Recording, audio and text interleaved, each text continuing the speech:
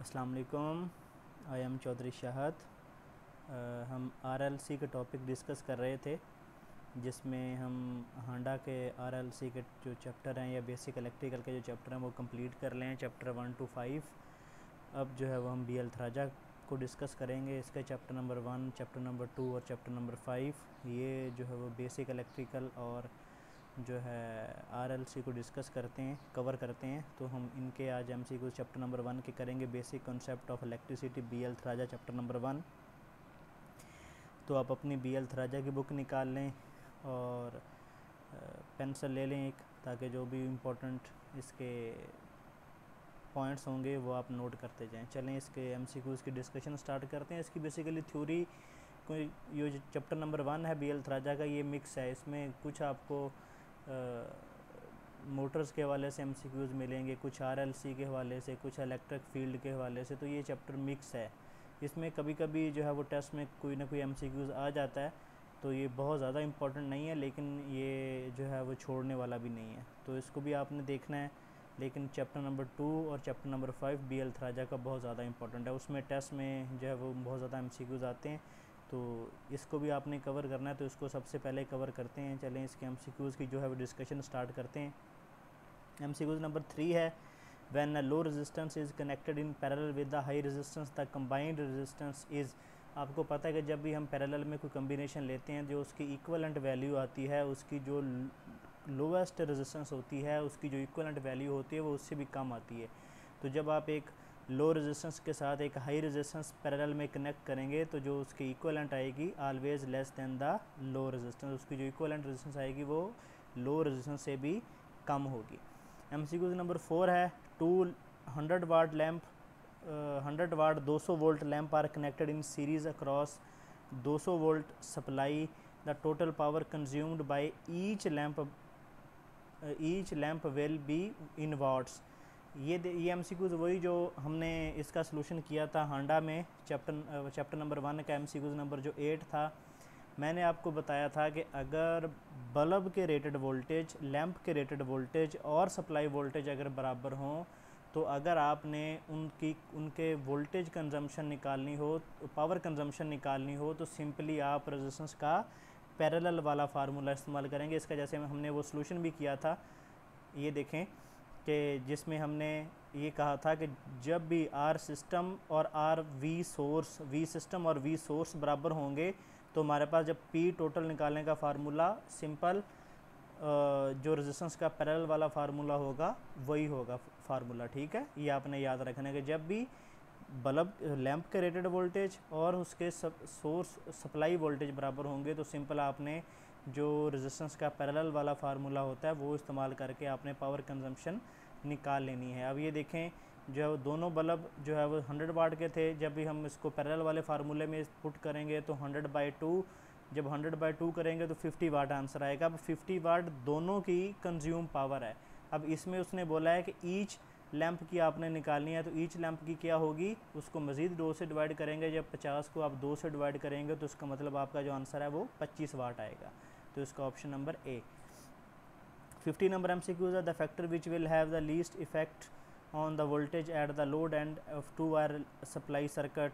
तो आप कौन सा फैक्टर है जो है वो इफ़ेक्ट, वोल्टेज को इफ़ेक्ट नहीं करता, वो फ्रीक्वेंसी है कि फ्रीक्वेंसी 50 हर्ट्ज़ हो, 25 हर्ट्ज़ हो, ये जो है वोल्टेज को इफ़ेक्ट नहीं करती। 6 नंबर एमसीक्यूज़ है, for given line voltage for heating coil will produce maximum heat when connected in all in parallel. जब वो पैरेलल में कनेक्ट होंगी तो हर एक का जो करंट है वो डिफरेंट होगा, तो उस वजह से जो है वो हीट ज़्यादा प्रोड्यूस होगी। 8 नंबर एमसीक्यूज़ है, for current to flow a circuit must be, circuit complete होना चाहिए। एमसीक्यूज़ नंबर 9 है, if a live conductor of public supply touch earth metal तो current will flow to earth. 10 number MCQs है, electric shock is sometimes fatal होते हैं। 11 number MCQs है, Kirchhoff law is not valid for non linear network. ये false है। ये आपने याद रखना है कि सिर्फ जितने भी नॉर्टन, थेवेनिन या सुपरपोजिशन थ्योरम है, इन सब में से सिर्फ एक किरचॉफ लॉ है जो लीनियर और नॉन लीनियर सर्किट दोनों पे अप्लाई होता है। अदरवाइज़ जितने भी दूसरे लॉज हैं वो ओनली लीनियर सर्किट पे अप्लाई होते हैं। ये आपने याद रखना है। ये अक्सर जो है वो स्टूडेंट कंफ्यूज होके जो है वो इसको किरचॉफ को भी लीनियर ही लगा देते हैं। तो आपने याद रखना है कि ये जो सिर्फ किरचॉफ लॉ है जो लीनियर और नॉन लीनियर दोनों पे अप्लाई होता है।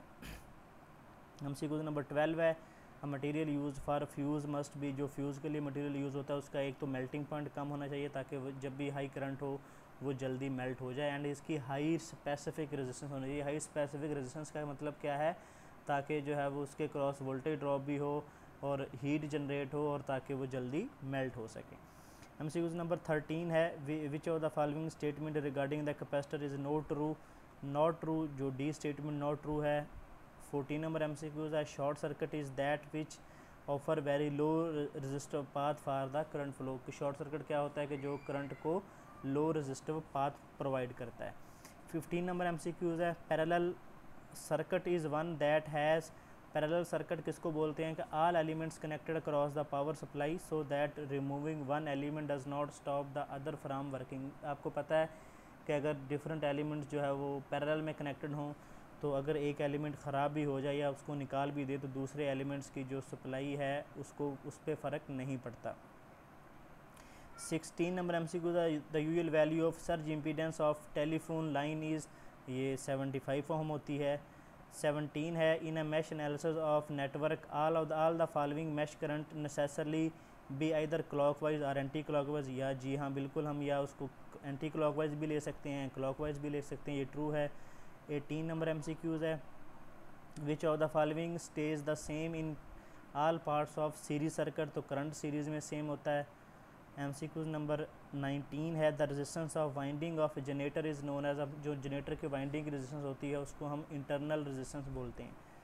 20 नंबर MCQ है, when resistance is added to a circuit having a constant potential the current is reduce in same potential. अगर आप रेजिस्टेंस उसमें ऐड करेंगे सर्किट में तो उसका करंट उसी प्रोपोर्शन के साथ रिड्यूस हो जाएगा, क्योंकि आपका जो रेजिस्टेंस होती है ये करंट को रिड्यूस करती है, लिमिट करती है।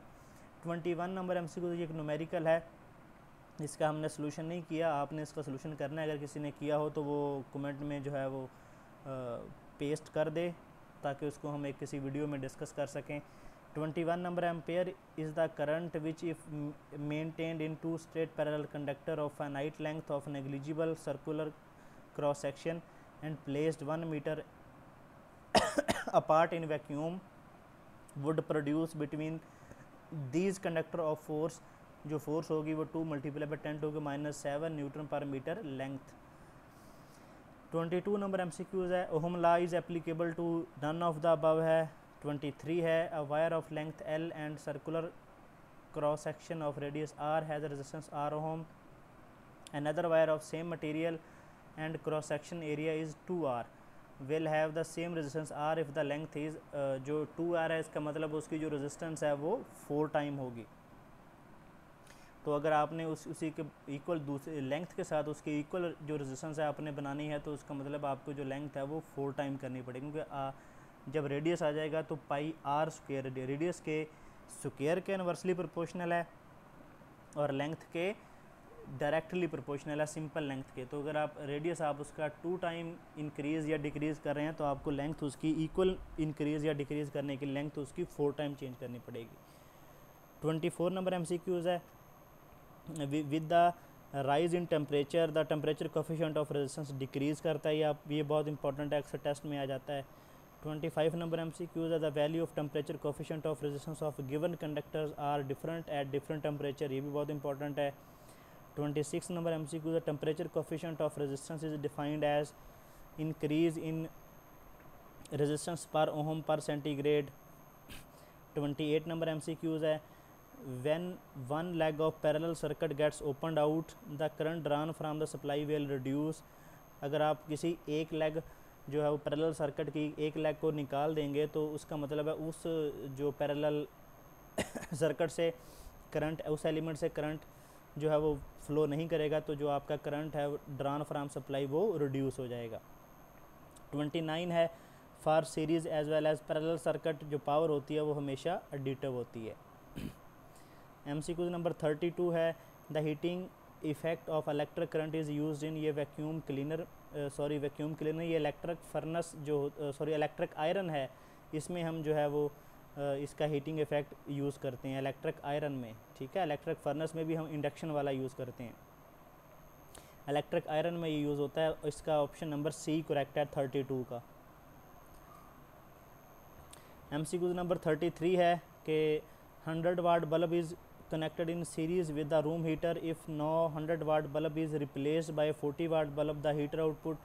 ये भी MCQs हम ऑलरेडी चैप्टर नंबर 1 BL हांडा में डिस्कस कर चुके हैं कि यहाँ पे क्या हो रहा है, पहले 100 वाट का बल्ब जो है वो हीटर के साथ लगा हुआ था, अब 40 वाट का बल्ब लगा दिया उसने, तो इसका मतलब है उसने जो पावर है वो रिड्यूस कर दी। अब इसमें P = V²/R वाला फार्मूला हम इस्तेमाल करेंगे, तो इसका मतलब है जो पावर है वो रेजिस्टेंस के इन्वर्सली प्रोपोर्शनल है। तो यहाँ पे पावर डिक्रीज़ हो रही है तो रेजिस्टेंस क्या होगी, इंक्रीज़ हो जाएगी। जब सीरीज़ में रेजिस्टेंस इंक्रीज़ होती है तो करंट क्या होता है, रिड्यूस होता है, तो heater output will decrease. MCQ number 34 है the ideal voltage source should have, जो आइडियल वोल्टेज सोर्स है उसकी जो सोर्स रेजिस्टेंस है वो 0 होनी चाहिए ताकि उसके क्रॉस जो वोल्टेज ड्रॉप है वो कम हो।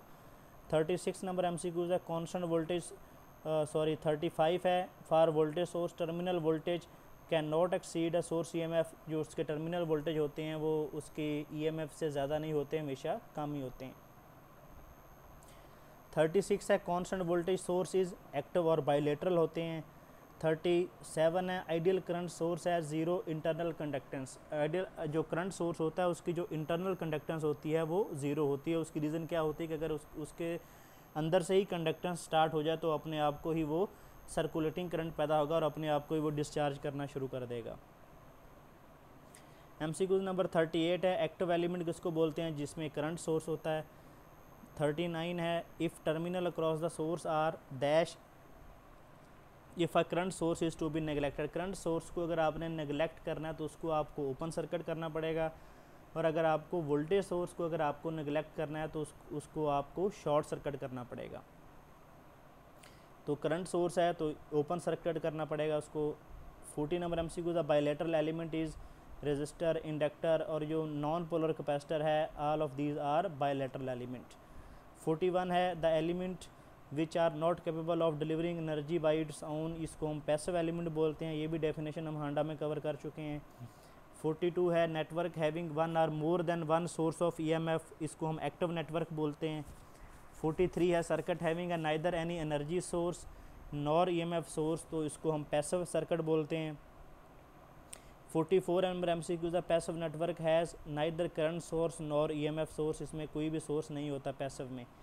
45 है terminal whether more than 2 branches meet at is known as, उसको हम नोड बोलते हैं।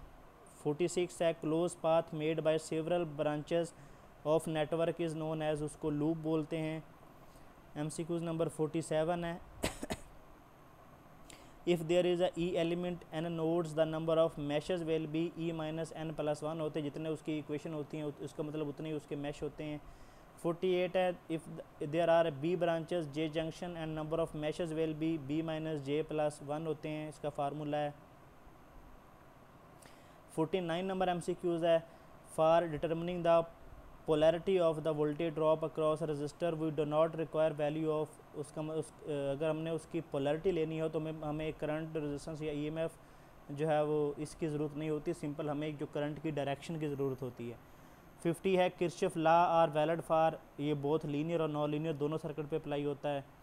51 है Kirchhoff laws are applicable to circuit with lumped parameter, ये बहुत दफ़ा MCQs टेस्ट में आ चुका है 51। 52 नंबर MCQs है Kirchhoff voltage law is concerned with, ये IR ड्रॉप और बैटरी EMF दोनों को डील करता है। MCQs नंबर 53 है Maxwell circulating current theorem utilize Kirchhoff voltage law, ये भी बहुत इंपॉर्टेंट है। 54 number MCQ superposition theorem can be applied only, ये ओनली लीनियर बाइलेटरल नेटवर्क पे अप्लाई होता है, सुपरपोजिशन हो जाए थेवेनिन हो या नॉर्टन हो। 55 है superposition theorem is essentially based on the concept of linearity. 56 है superposition theorem is applicable to, ये करंट पे भी होता है, वोल्टेज पे, पावर पे, ऑल ऑफ दीज होता है। बेसिकली ये होता तो करंट और वोल्टेज के लिए, तो P = VI फार्मूला से हम पावर भी निकाल सकते हैं, तो इसलिए हम ये तीनों ही बोलते हैं कि करंट के लिए यूज़ भी होता है, पावर के लिए भी होता है और वोल्टेज के लिए भी होता है। 57 है superposition theorem require as many circuits to be solved as there sources, जितने सोर्स होंगे इसका मतलब उतने ही सर्किट सॉल्व करने पड़ेंगे सुपरपोजिशन थ्योरम में। 88 नंबर एमसीक्यू है while thevenizing the circuit between the two terminal V Thevenin is equal to open circuit terminal के वोल्टेज उसको हम वी थेवेनन बोलते हैं। 59 है Thevenin resistance is determined by between the same as terminal as for V Thevenin, जो terminal हम V थेवेनन के लिए यूज़ करते हैं वही हम रेजिस्टेंस के लिए यूज़ करते हैं। 60 नंबर एमसीक्यूज है in Thevenin theorem Z is determined by short circuiting the all independent voltage sources and open circuiting all independent current sources से भी हम जो है वो जी थेवेनन निकालते हैं इम्पीडेंस उसकी। 61 है theorem applicable for both linear and non linear, तो ये नन ऑफ द अबव है। सुपरपोजिशन थेवेनन नॉर्टन ये ओनली लीनियर के लिए अप्लाई होते हैं, किरचॉफ बोथ लीनियर और नॉन लीनियर दोनों के लिए अप्लाई होता है। 62 है while determining the R Thevenin in Thevenin and Norton equivalent all independent sources are made dead, हम इंडिपेंडेंट सोर्सेज को जो है वो डेड कर देते हैं। एमसीक्यूज नंबर 67 है for linear network containing generator and impedance, the ratio of the voltage to the current produced in other loop is the same as the ratio of voltage and current obtained if the position of voltage source and ammeter measuring the current are interchanged. The network theorem is known as, इसको reciprocity theorem बोलते हैं, ये definition है basically उसकी। 68 है nodal analysis is primarily based on the application of, ये none of the above है, ये basically जो nodal analysis होता है ये जो है वो KVL पे बेस करता है। 69 नंबर एमसीक्यूज है in node voltage technique of solving network choice of reference node effect the voltage of various nodes. 70 है Millman theorem yield equivalent voltage और करंट सोर्स करता है। 71 है the common voltage across parallel branches with different voltage source can be computed with from the relation, ये V this statement associated with Millman theorem की statement है। 72 है the phenomena of uncharged body getting charged merely by nearness of charged body is called induction, ये जो एक body है दूसरी body charge वो लेती है वो इंडक्शन के थ्रू लेती है। 73 है when an uncharged body is placed near a charged body then uncharged body getting a charge by induction and then attracted toward the charging body. 74 number MCQs है the value of electric field intensity within the field due to point charge can be determined by a Coulomb law से हम determine करते हैं। 75 है space surrounding a charge within which the influence of its charge extend is known as electric field बोलते हैं इसको। 76 है electric field intensity between the plate of parallel plate capacitor is E. Now if the dielectric of medium of dielectric constant is introduced between the plate, the electric field intensity becomes E over small e.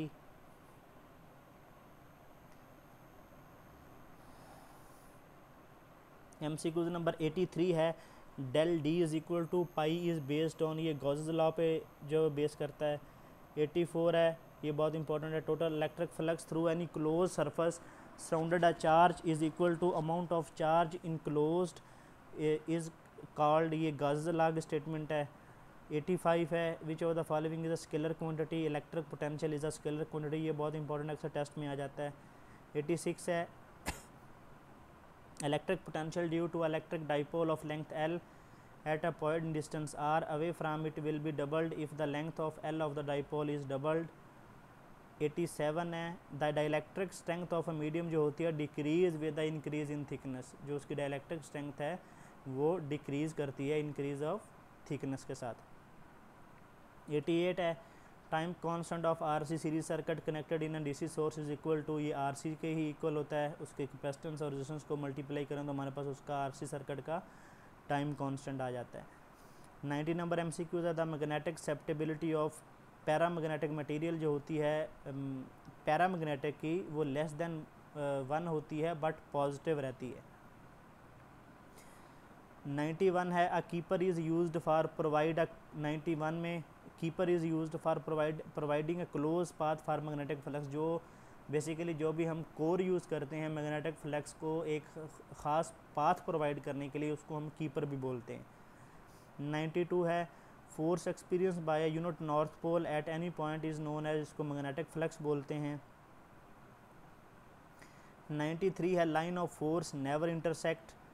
94 है magnetostriction is a phenomena where by the magnetization of ferromagnetic material leads to a change in physical dimension. Magnetostriction में basically क्या होता है कि जब भी core का जो मटेरियल होता है वो मैग्नेटाइज होता है और डीमैग्नेटाइज होता है तो उसकी जो फिजिकल डायमेंशन है वो चेंज होती है, जिसकी वजह से हमिंग नॉइज़ भी प्रोड्यूस होती है ट्रांसफार्मर में। तो ये जो उसकी डीफॉर्मेशन होती है या फिजिकल डायमेंशन चेंज होती है तो उसको हम, उस फिनोमेना को हम मैग्नेटोस्ट्रिक्शन बोलते हैं। 95 है del B is based on, ये गॉसेस लॉ पे बेस करता है। 96 है, ये बहुत इंपॉर्टेंट है, Biot Savart law is general modification of Ampere law की ये मॉडिफिकेशन है। 98 है the direction of mechanical force experience on a current carrying conductor place in magnetic field is determined by, ये फ्लेमिंग लेफ्ट हैंड रूल से हम determine करते हैं। 99 है a current carrying conductor is placed in magnetic field, mechanical force experience on a conductor is determined by, ये cross product से F is equal to B cross V, इस तरह का कोई फार्मूला है इसका, शायद बी क्रॉस एल है शायद। 100 नंबर MCQs है the force experience by a current carrying conductor lying parallel to electric field जो होता है वो 0 होती है। देन MCQs नंबर 104 है the field at any point on axis of current carrying coil will be parallel to the axis होती है। Then MCQs number 106 है a permeability is a reciprocal of reluctivity. 107 है if in all cases of electromagnetic induction the induced voltage will cause a current to flow in a closed circuit in a such direction that magnetic field which is caused by that circuit will oppose the change that produce the current। इस ये Lenz ला के statement है कि जो भी produce होती है वो उस डायरेक्शन के अपोजिट होती है जिसने उसको प्रोड्यूस किया या काज किया है। 108 है the law of electromagnetic induction Faraday law and Lenz law are symmetric in the following equation is equal to minus d phi over dt। 109 है which law is synonymous to the occurrence of diamagnetism, ये Lenz law है, ये बहुत important है। 110 है when a single turn coil rotate in a uniform magnetic field at uniform speed the induced EMF will be alternating होगी। 111 number MCQs है principle of dynamically induce EMF used in generator. को dynamically मतलब क्या है कि वहाँ पे rotational part होंगे, तो डायनामिकली जनरेटर में होती है, स्टैटिकली ट्रांसफार्मर में, क्योंकि ट्रांसफार्मर में कोई भी रोटेटिंग पार्ट नहीं होता। 112 है the direction of dynamically induced EMF in a conductor can be determined by, ये फ्लेमिंग राइट हैंड रूल है। 113 है there is a constant homogeneous magnetic field pointing in a vertical direction, a metallic wire in the form of square is rotated about horizontal axis passing through a middle point of its opposite arm, the EMF generated in the square is oscillatory होगी। 115 number MCQ the principle of statically induced EMF is used in, ये transformer में होता है, transformer में कोई भी rotary part नहीं होता। 116 है the property of coil by which counter EMF is induced in it when the current through the coil changes is known as, इसको self inductance बोलते हैं। 118 है the mutual inductance between the two closely coupled coil is 1 Henry, now the turn of one coil is decreased to half and the other coil is doubled, क्योंकि आपको पता है कि जो म्यूचुअल इंडक्टेंस होती है वो L1 L2 के स्क्वायर, L1 L2 का स्क्वायर रूट होती है। अगर आप एक ही इंडक्टेंस कम कर देंगे, हाफ कर देंगे, दूसरे की डबल कर देंगे तो म्यूचुअल इंडक्टेंस चेंज नहीं होगी। 119 है the two coil of self inductance L1 L2 coupled with mutual inductance M, the coefficient of coupling K is equal to M over L1 L2 का स्क्वायर रूट। MCQ नंबर 122 है the coupling between the two magnetically coupled coil is said to be ideal if the coefficient of coupling is 1, अगर unity होगा तो उसका मतलब उसकी जो coupling है वो आइडियल है। MCQ नंबर 125 है the magnetic saturation of iron means none of the above. MCQ number 126 है the coercive force of ferromagnetic material is related to the ये intercept on the negative H axis of the B H loop. 127 है hysteresis loss is caused by the structural non homogeneity की वजह से जो है वो hysteresis loss होता है, क्योंकि वो मैग्नेटाइज होता है और डीमैग्नेटाइज होता है, इस वजह से जो है आपका हिस्टेरेसिस लॉस होता है। 128 है hysteresis loss is proportional to frequency के डायरेक्टली प्रोपोर्शनल है। 131 है a coil with certain number of turns has specified time constant, if the number of turn is doubled its time constant would be. जब number of turns double करेंगे तो उसकी जो inductance है वो 4 टाइम हो जाएगी, और इसी के साथ जो उसकी रेजिस्टेंस है वो भी डबल हो जाएगी जब नंबर ऑफ टर्न्स डबल करेंगे। तो जो टाइम कांस्टेंट है L/R के फार्मूले से जो 4/2, तो टाइम कांस्टेंट उसका डबल हो जाएगा, बिकम्स डबल। 133 है two coil having the equal resistance but different inductance are connected in series, the time constant of series combination is the sum of time constant of the individual coil. ये इसका a correct answer है। 135 है the core in electrical machines are generally made of laminations with the view to reduce, क्योंकि हम core जो बनाते हैं transformer की, वो एक तो उसकी छोटी छोटी प्लेट्स बनाते हैं और वो प्लेट्स को भी आपस में इंसुलेट करते हैं ताकि जो भी उसमें करंट इंड्यूस हो, जब क्योंकि जो फ्लक्स होता है वो कोर को भी कट करता है, तो कोर में भी एक करंट इंड्यूस होता है जो कि इन the form of heat dissipate होता है। तो हम जो उनकी प्लेट्स हैं उनको भी लेमिनेट करते हैं ताकि जो करंट है वो कम से कम रहे, और ये हो कि जो एक प्लेट में इंड्यूस हुआ है करंट वो उसी प्लेट में रहे, वो दूसरी प्लेट में जाके ऐड ना हो। तो इस वजह से हम जो उसको प्लेट्स में कन्वर्ट करते हैं और उनको इंसुलेट करते हैं, वो एडी करंट लॉस को कम करने के लिए होता है। 136 है थर्मोकपल इज़ बेस्ड ऑन, ये सीबैक इफेक्ट पे काम करता है, ये बहुत इंपॉर्टेंट MCQs है 136। 137 है according to fuse law the current carrying capacity varies as diameter की पावर 1.5 होती है। 138 है lamp in street lightning are connected in, ये पैरेलल में कनेक्ट होते हैं। 139 है resistance of earth should be, ये मिनिमम पॉसिबल होनी चाहिए। 140 है when electric current is pass through a bucket full of water lot of bubbling is there the electric current is, इसका मतलब जो इलेक्ट्रिक करंट है वो DC है। Most important advantage of using electric energy in the form of AC है the transformation voltage is possible only in case of AC। उनके advantage हमें using AC क्या है कि उसमें हम स्टेप अप और स्टेप डाउन कर सकते हैं AC को। MCQ नंबर 146 है average value of unsymmetrical alternating quantity is calculated over the whole cycle के लिए हम उसको कैलकुलेट करते हैं अनसिमेट्रिकल को। 148 है the form factor is the ratio of RMS value to the average value की रेशियो होती है। 148 है peak factor is the ratio of, ये peak value to RMS value होती है। 150 है form factor for DC supply voltage is always, ये unity होता है।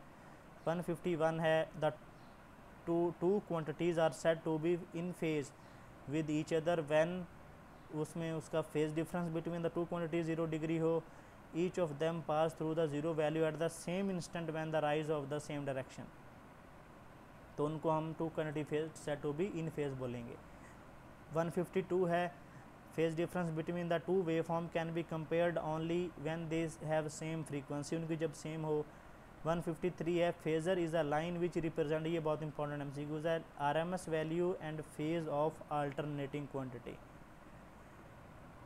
तो ये पार्ट 1 था, इसके बाद जो पार्ट 2 में इंशाल्लाह नेक्स्ट MCQs डिस्कस करेंगे। अगर कोई MCQs आपको समझ नहीं आया या आपको कोई कॉन्सेप्ट समझ नहीं आया तो आप कमेंट करें, तो हम उसकी एक सेपरेट वीडियो बनाएंगे।